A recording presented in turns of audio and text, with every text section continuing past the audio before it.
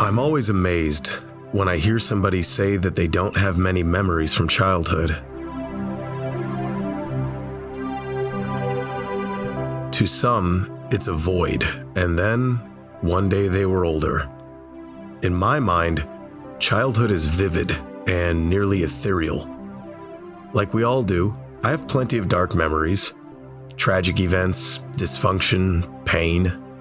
But frankly, childhood in the 90s was a very special time for a lot of us, and oddly enough, Jurassic Park was a big part of that. It was lightning in a bottle, as they say, and captured our imaginations in a once-in-a-generation kind of way.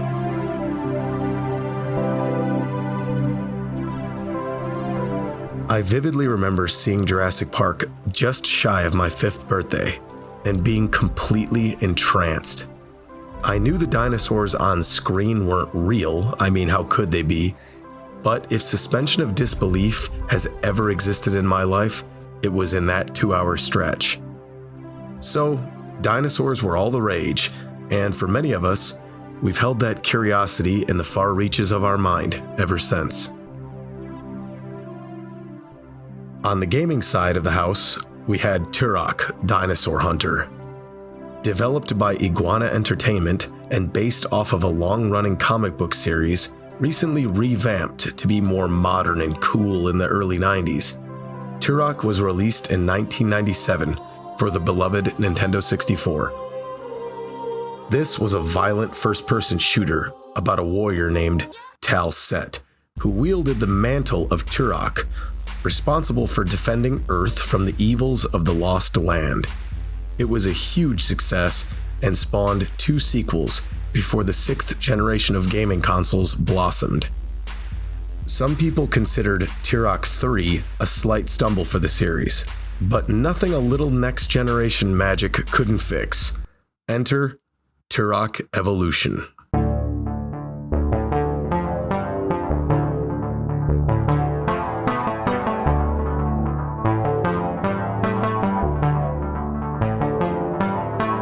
I remember seeing the advertising and previews in a few gaming magazines and thinking, oh man, this is going to be awesome. Next generation dinosaurs. After Halo Combat Evolved, console shooters were finally coming into their own, and the sky was the limit. I also remember really dumb shit, like the publisher of the game, Acclaim, holding a Turok Evolution baby naming contest. No, really. If you were willing to name your baby Turok for 1 year, and your child was the first one born on Sunday, September 1st, 2002, you would win $10,000 in US savings bonds for the kid. Every cent of that, as well as the rest of the $8 million advertising budget, should have gone back into the game itself. Ugh. That brings us to the game. Developed by Acclaim Studios Austin and released in September of 2002, Turok Evolution acts as a prequel to the original 1997 game, where Tal Set's journey towards taking the mantle of Turok began.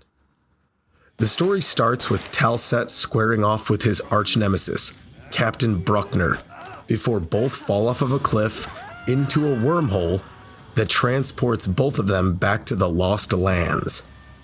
Saved by locals and healed by a goofy-ass looking character named Tarkeen, Tal Set is set off into the jungle to battle against saurian humanoids called the Slag. There's no way around it. The plot sucks. Tal Set never questions why he's suddenly not in late 1800s America. Instead of being like, okay, how do I get back to my people in my timeline, which would have been a good story hook, he gets told by some random-ass bums living amongst the dinosaurs, go slaughter an army of lizards with alien weapons, and he just goes with it. Dude, that is so fucking weak. He even rejects the mantle of Turok when it's offered to him, so it's not like that's his ultimate goal and he has to prove himself worthy of the title, which would have been another good arc. He's just kind of like, no, thanks, but I'll still slaughter reptilian soldiers for you. God damn it, man! Captain Bruckner, Talset's nemesis, who sounds like a shitty Yosemite Sam. There's always gonna be someone like me to hunt you down. And if you don't like the colonies, then you can get out.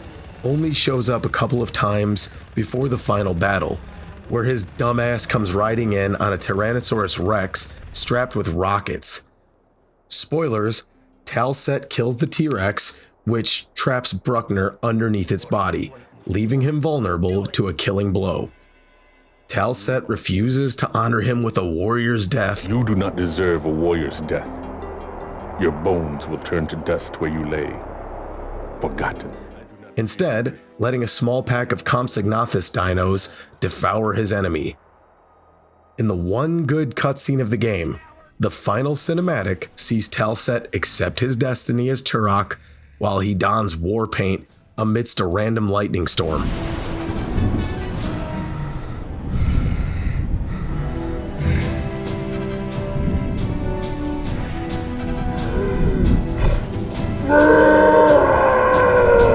Cut that bitch off! Next caller!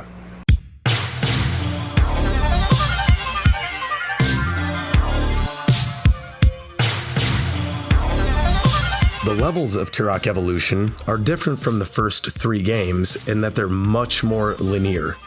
The first half of the game takes place in predominantly lush jungle environments, heavily forested areas rife with various flora and fauna, cliffs with narrow footpaths, and the occasional waterfall and water basin.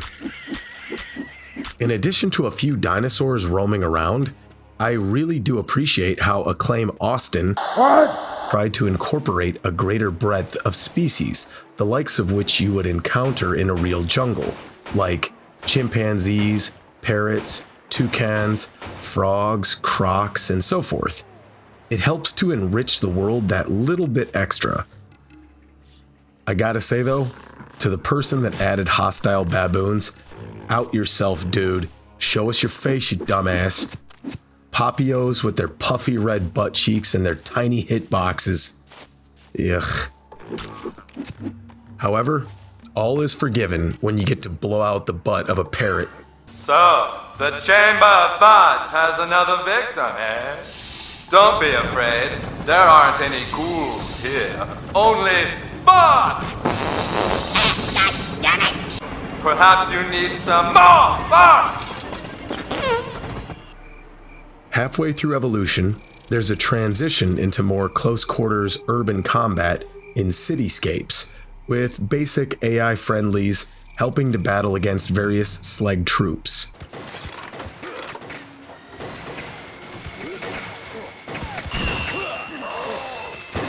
As much as the first half of the game separates itself from the older Turok games, by the time you reach the suspended city in Chapter 8, and for the next several chapters thereafter, the Halo influence was felt really clearly. Not that this is necessarily a bad thing. Not only was Halo white hot at the time, having only been released a year prior, but a sequel in an ongoing franchise such as Turok is allowed to change things up a bit. And frankly, I really enjoy a traditional old-school level-to-level first-person shooter. There are some surprisingly dark moments as well, like when you happen upon an area where human soldiers are hanging and bound so that the Slag could test weapons on them. Or this scene where friendly troops are gunned down ruthlessly and the Slag do a little happy dance. Oh yeah!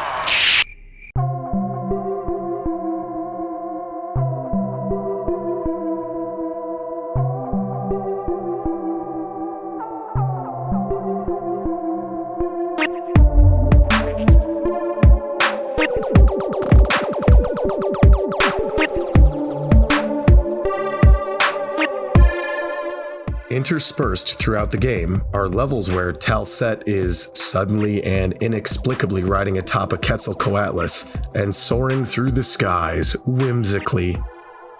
Of all the material I've read online when researching this game, some people seem to like these levels, some despise them. I almost always hate flying missions in video games, They're usually tacked on and weak. The first flight level in Evolution is actually really solid. Talset can bank left or right, dive bomb, and shoot rockets or more traditional bullets. Pretty standard stuff, but it's kind of tight. And seeing a tiny little Native American dude flying atop a Cretaceous bird is pretty funny. The end of the level reminds me a lot of Warhawk on the PS1.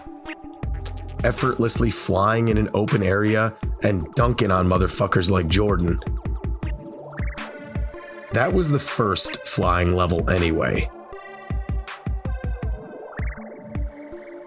The Falling City mission is pretty impressive for its day, but making it several minutes into a level and being killed by splatting into a building is sigh-inducing.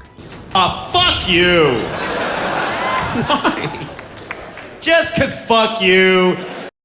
I had a sort of out-of-body experience playing these levels, where I sort of stopped and realized that I was arguing with my computer monitor like an idiot.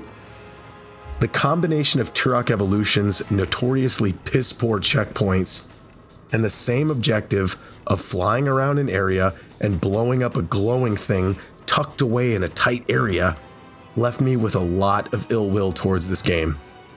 All in all, the levels in general vary pretty greatly in quality, as do the weapons. You start with Talset's War Club, an odd-looking combination of a tomahawk on one side and a spiked club hammer on the other. It acts as a trusty method of breaking boxes, like Gordon Freeman's crowbar, but it can also fell trees and is surprisingly effective in combat. I like it a little bit better than the knife from the original Turok. I also appreciate being able to use both sides of the club and the little graphical details like blood accumulating on the weapon during combat. Can I have raisins?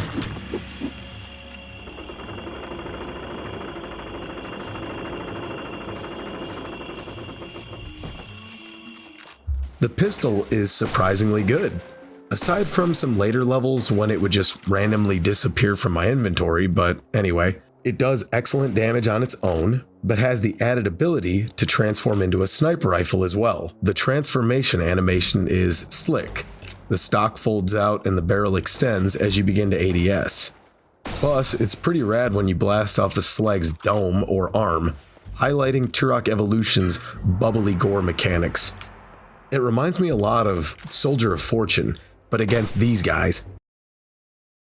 A basic bow and arrow is introduced early, but it's pointless because Talset gets the tech bow shortly thereafter.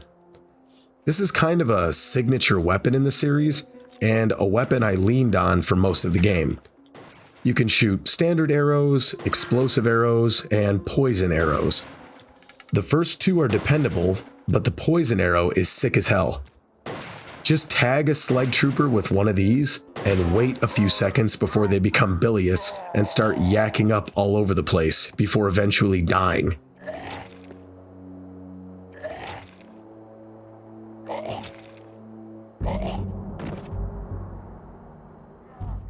Against bigger slag, it won't outright kill them, but being able to pin them down with their own nausea while you clean up the little guys around them is an effective tactic. It's gross and it's brutal, and it's one of the little hallmarks of the old Iguanta entertainment that happily creeps into Turok Evolution every now and then. Evolution does have a shotgun. It produces plenty of jibs and is fairly devastating so long as you and your enemy are both standing completely still. But with the frame rate of the Xbox version sometimes dipping into single digits, it's hard to hit anything that's moving, and evidently has a pretty serious choke on the barrel, and thus, the shotgun is mostly pretty shitty.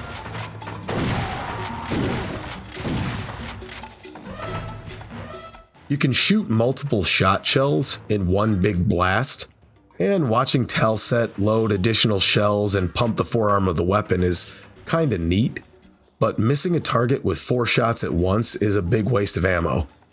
I was disappointed, especially because the original Turok has a badass pump action chestnut. Lord knows I love my pump actions. The flechette gun fires precise rivets semi-automatically, and when upgraded, becomes a devastating minigun. This was probably the best overall gun in Evolution, as the rivets are accurate and do great damage, while the minigun can shred most enemies, even the big boys, with ease.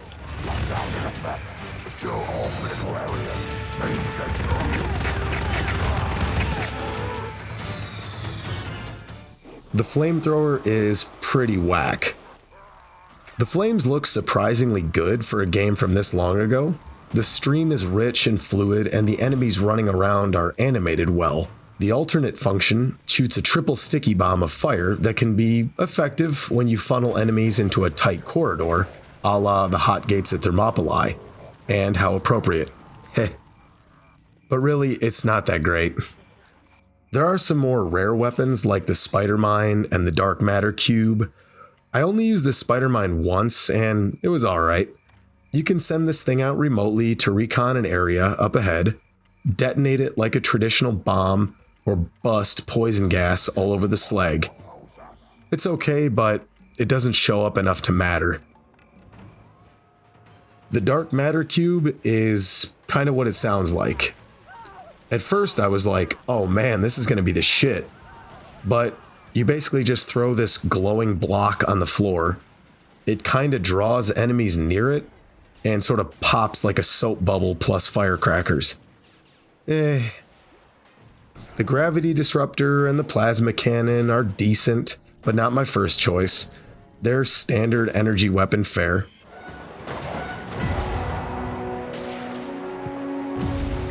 Grenades are solid, though I wish there was a designated grenade button. It goes where you point it and it blows up. Pretty simple. Alternatively, it can be stuck to surfaces. Decent! The rocket launcher is the powerhouse of Turok Evolution. It's pretty run-of-the-mill in terms of its basic functionality, but at least it's powerful. The ultimate alternative mode launches a goddamn nuclear bomb. I've only used it once, but it was awesome.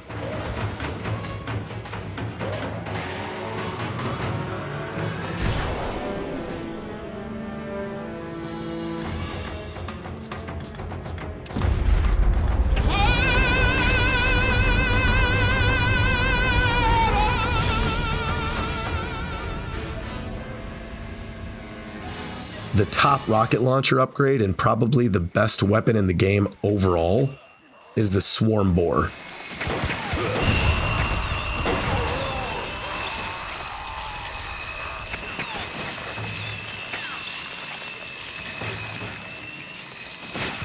The Cerebral Boar from Turok 2 is one of the most memorable FPS weapons of all time, but the Swarm Boar ups the ante. Instead of just burrowing into the skull of an enemy and shredding various gyrus and sulci, the Swarm Boar gets launched into the slag like the beetles from The Mummy, and rips the enemy apart like a buzzsaw from the inside out. It's gruesome, and it's probably best that this game has you fighting silly-looking lizard monsters to lessen the sheer brutality.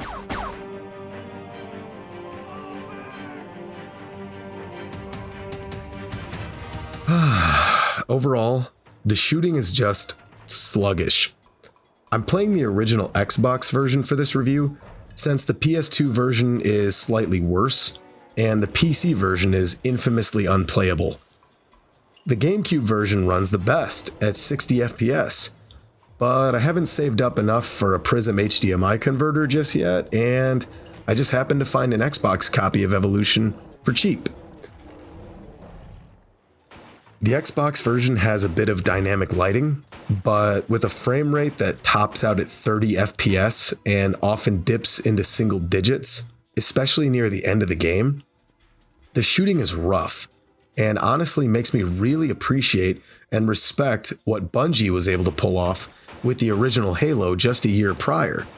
Not to mention the amazing performance of Timesplitters 2, released just a month after Turok Evolution. Evolution has the distinct mix of input delay, aiming acceleration, and choppy frame rates. It feels like I'm moving against a resistance band with each turn, and I have to land shots by mostly just strafing left to right. and I never got used to it.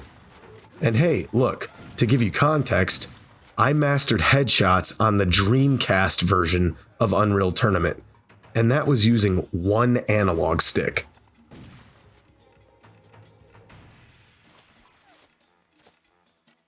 Evolution's gunplay is just sloppy and undercooked, and I have zero desire to play through it again. However, as clunky as the shooting is, I would try to snipe raptors all day before I played a single second more of this game's platforming. There aren't many jumping segments, but when it's mandatory to make precarious jumps, this game is a hard 0 out of 10. From the mind that brought you baboon combat, no doubt. The reason for this is my absolute biggest gripe with Turok Evolution, hands down. The checkpoint system. It simply doesn't exist. Each chapter is broken up into anywhere between 1 and 9 levels. Complete a level, the game saves. There is nothing so enraging as playing through a long, multifaceted level only to lose all progress due to a shitty platforming section, a silly Indiana Jones-style trap, or a random gaggle of slag. And I already mentioned the bloody flying levels. Fuck you! It's just so crappy and unpolished.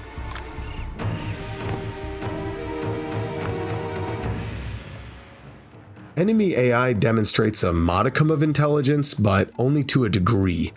Wildlife like raptors will seemingly communicate with one another, clever girl, and slag will yell out commands like a discount covenant.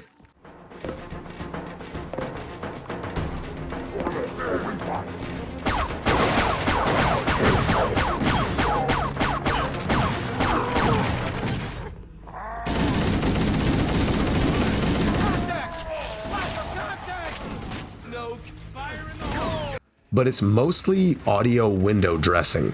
They sometimes appear to be working dynamically together, but usually they just kinda hide behind cover or stand out on a precipice waiting to be sniped.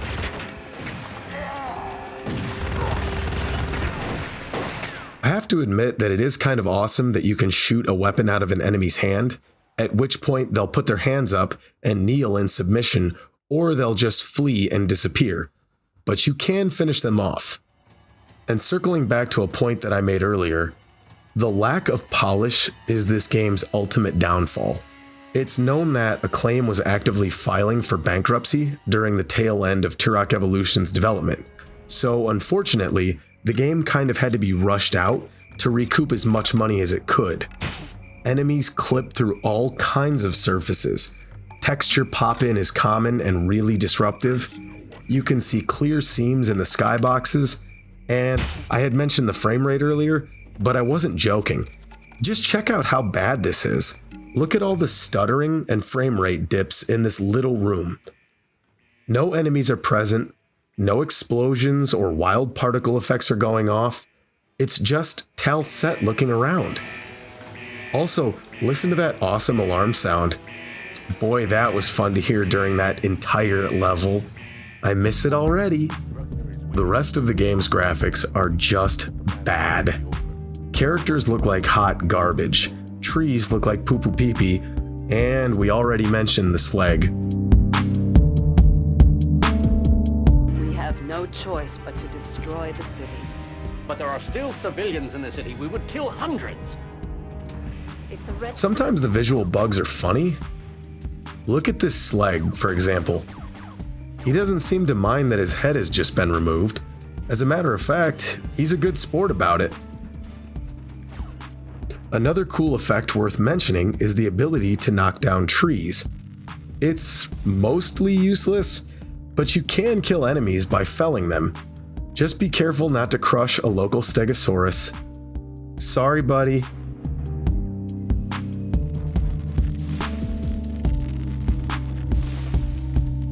It has to be said, even though the voice acting sucks and the sound effects are mostly muffled garbage, the soundtrack is amazing.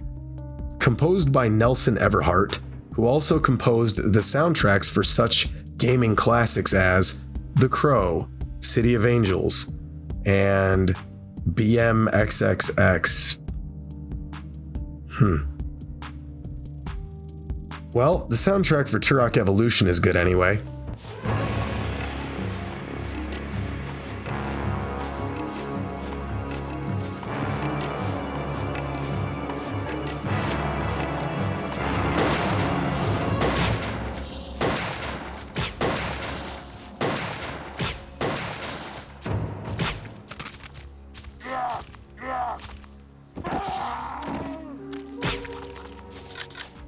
I know it might sound hokey, but honestly, some of the music accompanying the action is downright sweeping and majestic, in particular during the flight levels.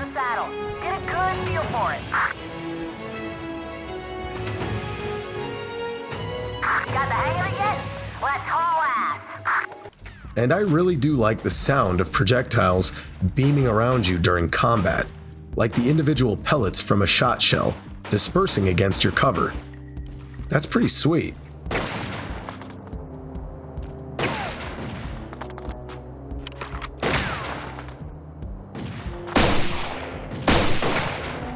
But then there are other audio quirks. For instance, why does this titanic dinosaur with lungs the size of my house just sound like a grumpy lion?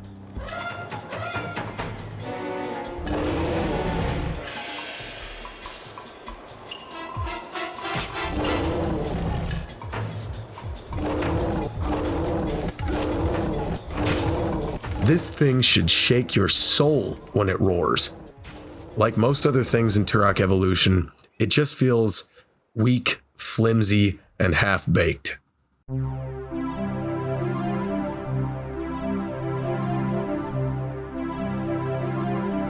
In conclusion, the times that Turok Evolution clicked, you could really see the potential that this game was brimming with. Fighting an Ankylosaurus with a rocket launcher was great. It was almost there. But with a mountain of flaws such as shoddy gunplay, infuriating checkpoints, bugs, choppy frame rates, piss-weak textures, and bad audio, Turok Evolution just feels like a poor man's Halo. This doesn't totally bother me, but with extra time and polish, Acclaim Austin could have made something bombastic, extravagant, special, and, more importantly, worthy of the hallowed Turok name.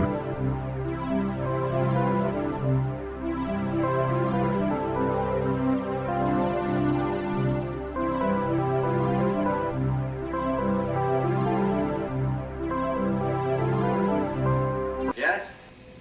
I really hate that man.